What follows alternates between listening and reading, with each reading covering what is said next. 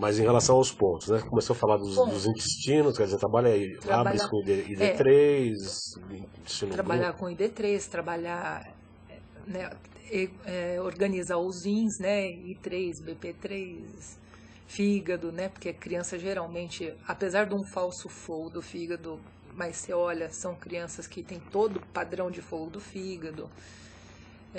Então você tem que trabalhar com o rim dela também para ajudar. Eu fazia VG20, VC17, então... Abrir a janela do céu, exatamente. fazer o então, né? E VC17 para dar um CS6, né? Agora, depende como trabalhar, né, João? Porque se você vai trabalhar com crianças muito pequenas, nem todo mundo aceita agulha. É verdade. Então, às vezes, você tem que começar com poucas. O Felipe é uma criança que no máximo eu consegui trabalhar com 8 agulhas por vez. Mas é meu filho, então dá para trabalhar todo dia, né? Não, e 8 agulhas também tá de bom tamanho já. Né? Mas começou com uma. Eu lembro, o tratamento que eu fiz com a pessoa também, eu comecei com massoterapia, a pessoa falava, vamos colocar uma agulhinha, eu comecei com uma, depois com duas. Nas últimas sessões estava fazendo 18, fazia até 18 agulhas sem problema nenhum. Tem muitas famílias que eu ensino os pontos de medicina chinesa para fazer com massagem. Com massagem, com massagem. Então eu vou ensinando até uns 6 pontos para cada família, né? Mas principalmente para ter alguns outros recursos. O paciente específico que eu trabalhava, eu falava com ele, explicava isso com ele, inclusive para os pais. Uma das grandes dificuldades que eu tinha em relação a ele era o estreito repertório de alimentação. Exatamente, ele comia arroz, batata, e, enfim, não queria saber de nada. E eu, até por intermédio das informações da nutrição ou da dietética chinesa, tentava introduzir alguns alimentos, né, para poder dar até substância para que a gente pudesse trabalhar energeticamente por intermédio dos meridianos e tal. Coisas mais amargas para estimular um pouco mais o fígado, etc, né? Coisas ácidas, enfim, né? Mas eu sempre tive essa dificuldade. Isso é uma regra geral, a seletividade alimentar? Sim, e a seletividade entra numa situação chamada sensorial, e é extremamente importante. Então você está falando assim para mim, o meu paciente sensorial é algo que nós médicos, eu acho que nós não temos a vivência adequada. Tá? Então, por exemplo, e isso deu para aprender bastante com meus pacientes. Por quê? Muitos deles têm o sensorial completamente alterado. Então, eu tenho pessoas com uma hiperresponsabilidade tátil. Qualquer encosto, não é que não gosto. Muitas pessoas falam assim, o autista não gosta do abraço. Não é isso. Mas hipersensibilidade, ele tem uma hipersensibilidade, assim como a auditiva, assim como gustativa e assim como a sensorial tátil de boca. Então você pode perceber que muitos não comem grãos, não comem arroz, não comem feijão, tem uma preferência por uma alimentação crocante. Então tudo que você faz, você pode fazer vários legumes, tipo chips, né? Então cortar, levar para o forno e oferecer com chips. Aí eles comem porque é crocante, né? Até oferecer uma endívia, uma bardana, consegue oferecer. Mas você oferecer alguma coisa mais amolecida, como um grão de feijão ou uma ervilha, não é... Eles chegam a nausear. Por conta do que? Sensorial. Do sensorial, da hipersensibilidade. Do sensorial é o que mais nos atrapalha. E como lidar com isso no dia a dia, doutora Simone? Eis a questão. Terapia sensorial. Isso existe. Existem exercícios específicos para fazer. Como assim? Como é que... Não precisa dar os exercícios, mas... Não, existem terapeutas específicos que trabalham com isso. E não é só a criança autista que tem. Isso que é mais importante a gente saber. Tá? Então, eu brinco que eu sou uma sensorial típica. O lugar que eu vou... eu odeio shopping cheio. Eu odeio qualquer coisa cheia. Então, aquela coisa do muito barulho me incomoda. Então, eu sei que, para mim, o auditivo é importante. Ponto. Mas eu sei comunicar, olha, esse barulho está demais aqui para mim, eu preciso ir para um lugar silencioso. A criança do espectro, ela não consegue às vezes identificar. Então, onde ela tem dificuldade para ficar calçada, vestida, ela tem dificuldade na alimentação. E para isso existem hoje em dia terapias específicas, que são chamadas terapias sensoriais, parte hora feita por hora feita por físio, mas existem exercícios específicos para serem feitos. Então, por exemplo, uma criança com uma hipersensibilidade tátil alimentar, você tem recursos como até colocar roupas nela mais justas, ou usar dry fit, né? Roupas de dry fit que são bem apertadinhas, para mudar a história do sensorial oral. Mediante um estímulo de uma outra percepção. Mediante o estímulo de uma outra percepção. Tem exercícios físicos para serem feitos. Doutora Simone, um dos médicos que a gente trouxe aqui, acabou virando amigo do programa, inclusive amigo pessoal, o Dr. Cáter. Dr. Cáter. Que é um médico antroposófico. Médico da minha mãe. É mesmo. Nutrólogo e etc. É uma sumidade, né? Eu gosto muito dele, a gente conversa muito, inclusive eu gosto de visitá-lo para umas aulas. Eu chego lá, professor, que aula é hoje, né? Entre um paciente e outro a gente conversa lá uns 10, 15 minutos e tal. E uma das linhas de tratamento dele é exatamente usar o alimento como remédio, o alimento como algo de cura, né? Além do próprio alimento da manutenção da vida. Seguramente deve ter algum grupo de alimentos ou algum tipo de alimento que deve favorecer o tratamento ou convivência com autismo. Existe uma dieta específica ou algum grupo de alimentos que são mais indicados, levando em consideração toda essa hipersensibilidade, a dificuldade da alimentação seletiva e etc? Então, o problema do espectro autista vai aí. Não tem um grupo só. Existem alguns grupos que variam de acordo com o grupo. Alguns grupos. O que nós sabemos, a grosso modo, tá? Sem conhecer o paciente, mas o que a gente pede sempre para fazer, uma dieta menos inflamatória possível, então com menos açúcar possível, do mundo inteiro, do que eu leio sobre tudo em questão de dieta, as crianças que menos têm relatos de espectro autista são as crianças da Grécia. Fui inclusive conhecer as que tem lá e associei muito com a dieta do Mediterrâneo, que é cheio de ômega, mas a gente tem que levar outras coisas em consideração, porque são crianças que não têm eletrônicos, são crianças que têm vida ao ar livre, são crianças que têm contato com natureza durante muito tempo, clima. Então, assim, não dá para eu associar tudo só com a presença grande do ômega. Mas se eu vou pensar assim numa dieta, eu tenho que pensar numa dieta anti-inflamatória. A Romana está saindo.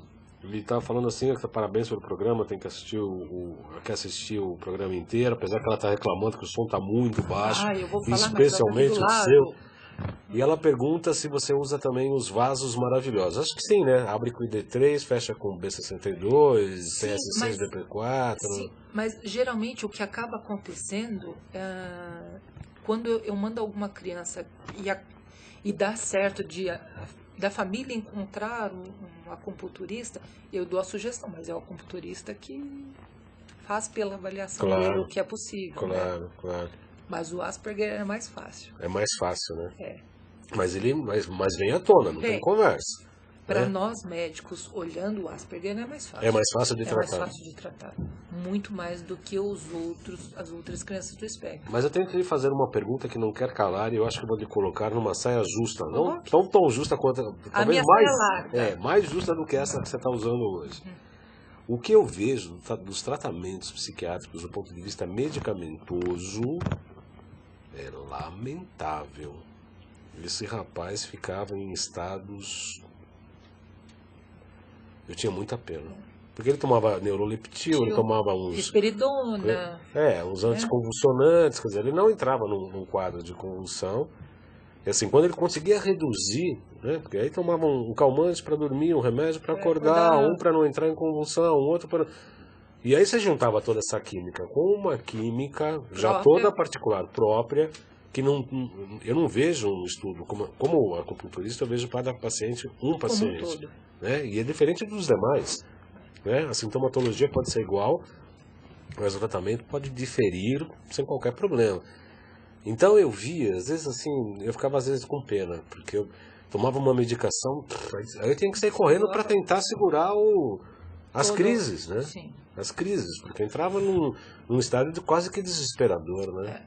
A pergunta é, as medicações podem ajudar muito pouco hoje, do ponto de vista alopático, é isso que eu pergunto. Então, autismo começa com duas especialidades, né? Que querem tomar conta do pedaço. Querem tomar conta do pedaço, o neurologista e o psiquiatra. E nem sempre eles se conversam. E nem sempre, aí a culpa também vem das famílias, nem sempre falam a verdade. A verdade para um e para outro. E é muito engraçado, porque às vezes eles vêm no meu consultório assim, eu fui no neurologista e fui no psiquiatra, mas um não sabe do outro e ninguém sabe de você. Mas eu sei dos dois. E aí eu que me vire com o combinado. Entendi. Ok, é ótimo. Aí entra a questão do ego médico, aí aí a coisa vai longe. É engraçadíssimo, mas até aí eu acho que a gente lida bem, e eu prefiro que me conte a verdade. Mas assim, algumas medicações, eu costumo brincar muito. A medicação, algumas delas têm até lógica serem usadas, mas para mim a medicação ela é muito clara. Para que ela está sendo usada e qual é o tempo, porque um antipsicótico, vamos pegar a risperidona, que é a medicação com liberação pela FDA para usar para criança do espectro autista. Qual que é a indicação da risperidona, que é um antipsicótico? Agressões. Autoagressões ou heteroagressões? Agressões em si próprio ou ao outro. Uhum. Ok. Então, se eu vou fazer uma medicação para uma criança que está se agredindo ou que está agredindo ao outro, eu tenho que, no mínimo, perguntar por que está acontecendo essa agressão.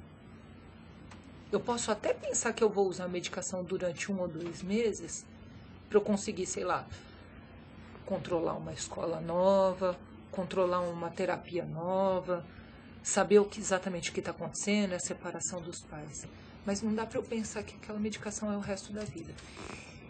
E isso é a única coisa que eu penso em deixar claro para todo mundo. É diferente a gente usar... Então tá bom, eu tive lá um quadro bem específico, risperidona. O que é muito ruim...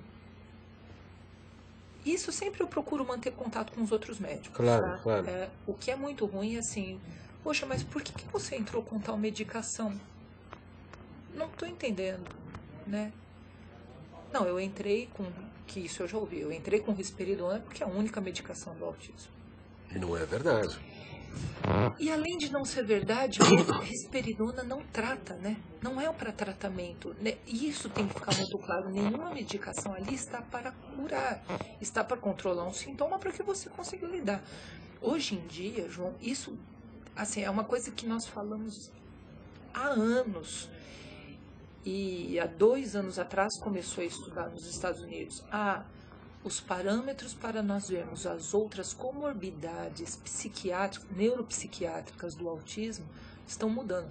Então mudaram-se os critérios para avaliação de depressão, de toque, de transtornos de déficit de atenção para a criança do espectro autista. Porque antes era mesmo, os quadros para a depressão são esse. Se a criança autista tem isso, como a criança típica, ela também vai ter depressão. E hoje em dia, ainda mais porque esse ano saiu o DSM-5, né? E vão mudar alguns critérios de diagnóstico do espectro autista. Então, o que eles estão fazendo? Não. Esta tabela, então, por exemplo, eu vou ter um Ables modificado para ver a depressão. Eu vou ter um Vineland modificado para eu ver um transtorno de conduta. E assim vai, tá? Por que isso? Para você poder fazer segundos diagnósticos. Por quê? O que acaba acontecendo, muitas das crianças que estão no espectro, principalmente na fase da adolescência, têm depressão.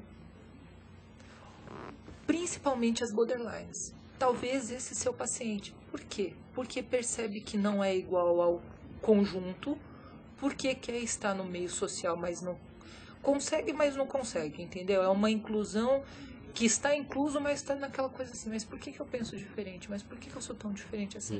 E quem está no borderline se questiona disso. E às vezes a medicação é necessária, mas abre aspas. Com critério, né? Com critério, e não é para sempre. O que a nossa defesa aqui no programa do Saludos, a gente sempre... eu fui muito mais radical quando me formei uns 10 anos atrás em acupuntura, achava que a minha alopatia era uma coisa que podia ser apagada. Nada disso. Obviamente que não. Equilíbrio, né? Mas o que eu acho, o erro não é a medicação. O erro são os critérios. Né? O critério, a posologia. O brasileiro gosta muito de uma bolinha, né? Tem toda uma questão mercadológica, tem farmácia em cada esquina, com um clima de supermercado, né? Com luzes, com vende isso, vende aquilo outro. Nada que seja uma loja de conveniência, mas a gente precisa ter critério um pouco das coisas. E aí entra a questão da posologia, da questão da medicação, do tempo, da reação do paciente, como é que vai ficar. Sim. Né? E você imagina você pegar um paciente que não fala. Pois é. Entendeu? Então aí tem que ter... Tem que redobrar o cuidado para adivinhar então, assim, o estado, né? Hoje em dia, o que eu vejo assim... E família, eu não sei se isso é uma característica para outras patologias, tá? Mas eu digo para você, família que tem uma criança autista é uma família que está antenada. Você vê que são famílias que vão atrás, trocam informação, tem grupos de pais, hoje em dia, cada vez mais fortes, trocando informação. Não sobre isso, olha sobre aquilo, sobre medicação. Por quê? Porque já se errou tanto, né? Já se culpou tanto da família ser... Né? Bethlen, lá em 1950, culpou tanto a mãe, a teoria da mãe geladeira foi tão pesada e ficou no Brasil até 1990, 1995, que tem uma geração ainda de família que falou, opa, não, pera, isso não vai passar mais pra gente. E você vê que as famílias são muito assim, bom, agora é o aripiprazol a droga da vez, então vamos saber tudo de aripiprazol. Então, muitas vezes, a mãe chega para o neurologista ou para o psiquiatra, você quer passar a risperidona? Tá bom, mas você vai passar o ômega também para combater o efeito anti-inflamatório? Você vai fazer isso? Você vai fazer aquilo? E tem famílias muito atuantes, então, que traduz trabalho e tudo mais. Às vezes, e isso eu sempre falo, precisa tomar medicação? Tá bom, vamos dar. Mas vamos dar. Por quê e quanto tempo? E qual é a nossa estratégia para tirar? Uma das coisas que eu percebi no tratamento dessa pessoa com Asperger era que, muitas vezes, a compreensão, o olhar, a escuta, o toque, uma massagem, mexer numa cadeia muscular que estava muito tensa, travada, que simplesmente... Relaxado. O acolhimento, né? O acolhimento emocional e o relaxamento, talvez, muscular. Mas eu achava o mais importante, aquele caso específico, era o acolhimento emocional. Olha, você tem direito todo de ficar a pé da vida, você tem direito de querer quebrar as coisas. Só queria poder te ajudar. Como é que eu faço isso? Isso já era um outro jeito, né? Até a mãe falava assim, a gente acabou virando amigo, porque eu ia toda semana atendê-lo e tal. Eu falava assim, nossa, ele te vê como um amigo. Eu falei, mas não deixa de ser um amigo, né? Eu tenho aqui como terapeuta, como acupunturista, mas estou mais como um acolhedor antes de tudo, nesse momento, né? Para ver o que a gente consegue melhorar e ampliar a qualidade de vida. A pergunta é essa, como que você vê isso de acolher, de toque, de falar assim, olha, estamos juntos nessa, enfim, acolhimento emocional. Eu parto do princípio assim, deveria todo mundo acolher, né? A família toda. A família toda. Né? Esse que seria o grande ideal.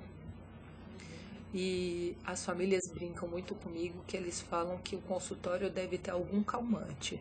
Por quê? Porque as crianças... Você coloca um remedinho lá no ar?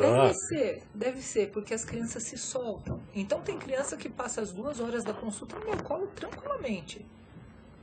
Sossegadamente. Mas eu acho que eles chegam muito naquele clima assim, aqui eu posso tudo. Ué, mas seria o contrário. Não, Geralmente você vai no médico, vai no dentista, você vai já com os pés atrás, né? Mas olha, sinceramente, eu não consigo nem olhar que as crianças me olhem muito como médica. Como médica. Primeiro que os que falam, eu tenho alguns pacientes maiorzinhos, né? Então, 10 anos. É engraçado porque eu já virei meio que uma referência deles, porque eu sou a médica da vitamina. Ah, é? Eu sou a médica da vitamina para deixar forte. É bem isso. Que legal. Então tem uns que, graças a Deus, tem uns que já tiveram alta, que não precisam mais estar comigo, que ainda permanecem, e se acontece qualquer coisa na família, automaticamente eles pedem para os pais me ligarem. Uhum. Né? Então, eu tenho um que é de Monte Alto, que a gente já foi até na casa deles, e o pai teve um problema de coluna, tudo mais, que viraram amigos pessoais há anos já. Mas não teve dúvida. Liga para a doutora Simone. Ela resolve tudo. Então, assim... Acabou o dinheiro no caixa eletrônico da cidade. Liga para a doutora Simone. Liga para a doutora Simone. Ela resolve tudo. Então, isso é muito legal, porque cria uma relação entre os pacientes muito boa. Vem uma que vem para uma festa aqui em 6 de abril, que ela vai comigo na festa.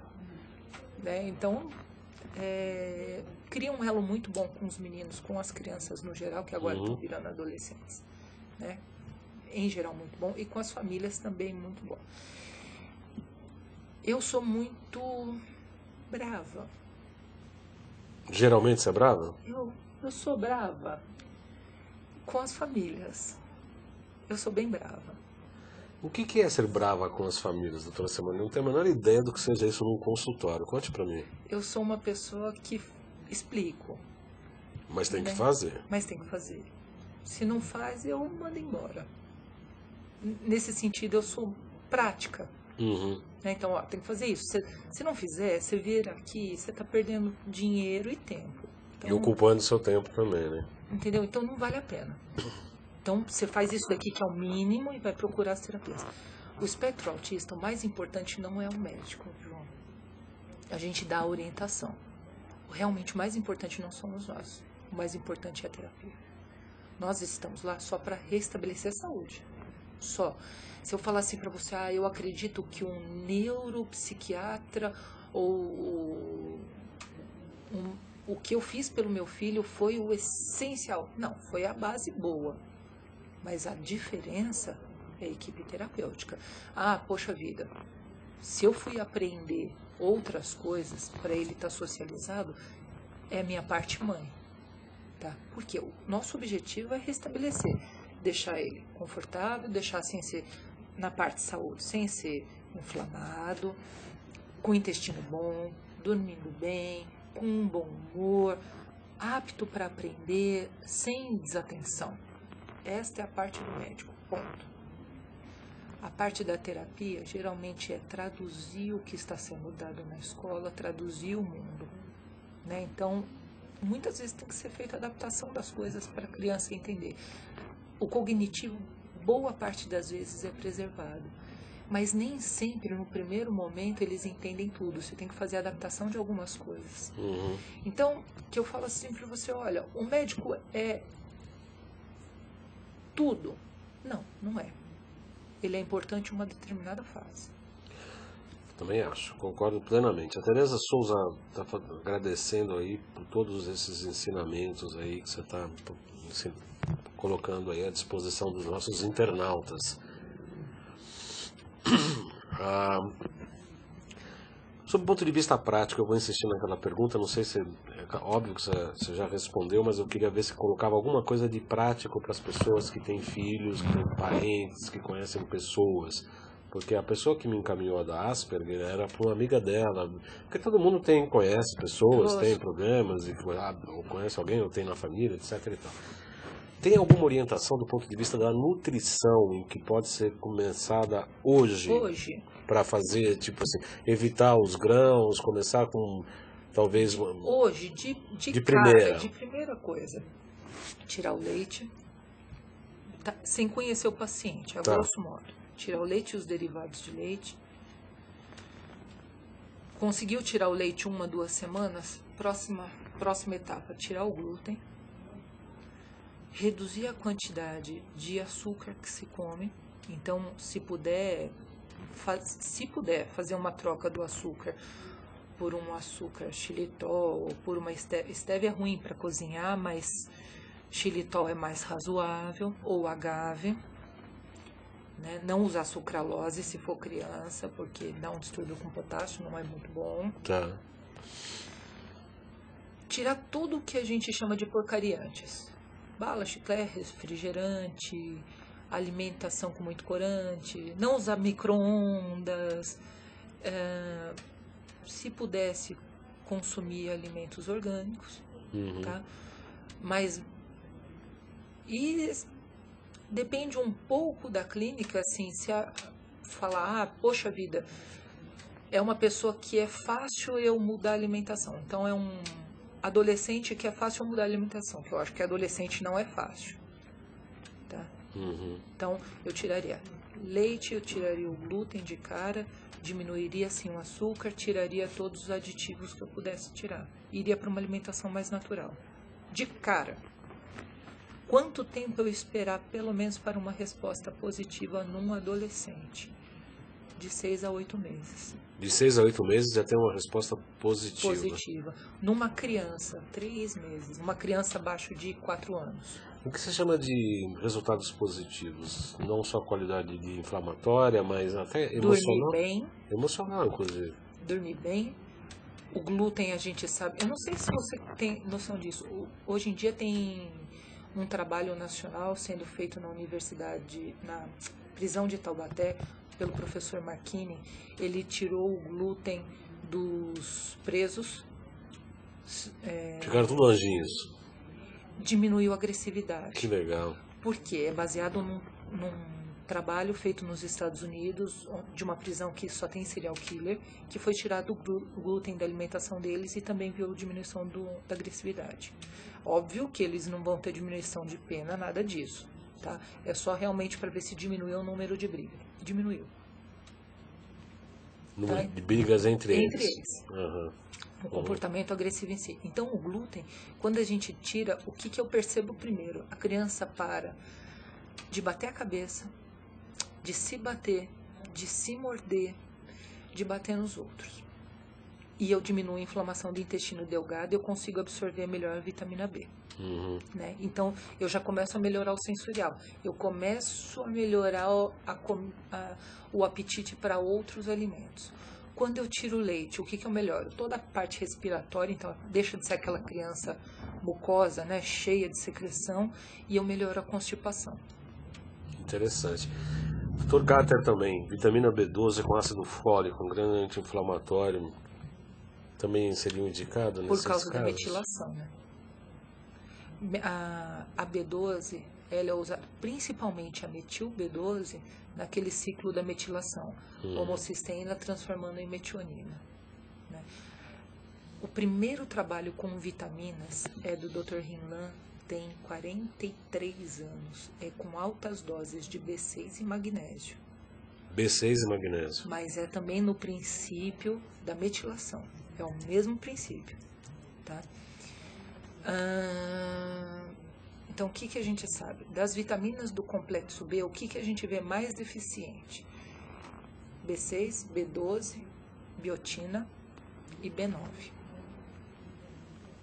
São os que a gente mais tem de deficiência. Deficiência. E aí, fazendo um suprimento, ainda que seja um comprimido...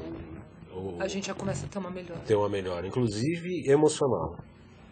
Inclusive emocional. Lembra que a B12, a única coisa é que ela aumenta o apetite, né, das crianças. Diz que isso é lenda, não tem trabalho científico realmente feito, mostrando que o complexo B e a B12 aumentam o apetite. Na prática, eu digo para você, aumenta. E as vitaminas B a gente tem que tomar um cuidadozinho só para não dar depois das 5 horas da tarde, porque senão a criança, para dormir, fica ruim. Então é uma coisa que fica ruim, então se for dar 2 doses, dá a última até as 4 horas da tarde, que é mais tranquilo. Fica excitada, você diz? Fica.